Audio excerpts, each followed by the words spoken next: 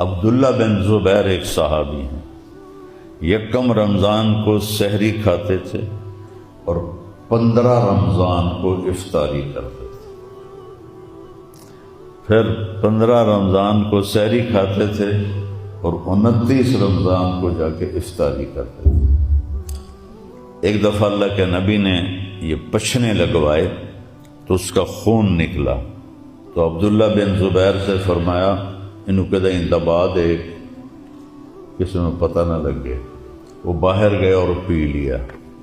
جب واپس آئے تو آپ نے کہا کیا کیا؟ کہا یا رسول اللہ وہاں دبایا ہے جہاں کوئی دیکھ ہی نہیں سکتا۔ آپ نے کہا لعلک شربتا، لگتا تو نے پی لیا ہے؟ کہا جی۔ کہ بس پھر تیرے سامنے کوئی کھڑا نہیں ہو سکے۔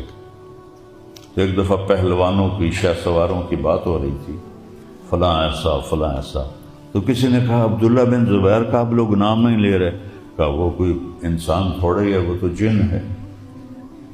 اللہ کے نبی نے جو خون جو پیا تھا، مدینہ سے روزہ رکھ کے چلتے تھے اور مکے آ کے افطار کرتے تھے 8 دن کے بعد۔ اور کیسے سفر تھے اونٹوں کے اور کیسے مشکل، لیکن اللہ نے ان کو ایسی طاقت بخشی تھی۔ اور جس دن شہید ہوئے ہیں ان کے ساتھی چھوڑ گئے، ان کے پاس صرف 18 آدمی رہ گئے، اور حجاج ابن یوسف کے 3000 کے لشکر کو صبح سے عصر تک روکے رکھا، صرف 18 آدمیوں کے ساتھ۔ آخر حجاج بدبخت نے کہنے لگا انہوں پتھر مارو، یہ سمجھ کوئی نہیں ڈھانا۔ تو وہ اوپر سے انہوں نے نا وہ غلیل ہوتی تھی اس کے پتھر حرم شریف کے اندر تھے، تو کچھ دیر کے بعد ایک پتھر یہاں لگا، اتنا بڑا پتھر تھا، تو ایک دم خون نکلا۔ تو انہوں نے شعر پڑھا، شاعری تو ان کی فطرت میں تھی، وَلَسْنَا عَلَى الْآقَابِ تَدْمَا قُلُوبُنَا وَلَكِنْ عَلَى الْأَقْدَامِ تَقْطُرُ الدِّمَاءُ۔ ہم وہ نہیں ہیں جو پیٹھ پہ زخم کھا کے ایڑیوں کو رنگین کرتے ہیں۔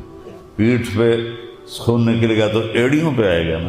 کہ ہم وہ نہیں ہیں جو پیٹھ پہ زخم کھا کے ایڑیوں کو رنگین کرتے ہیں، ہم وہ ہیں جو ماتھے پہ زخم کھاتے ہیں اور پنجوں کو مہندی لگاتے ہیں۔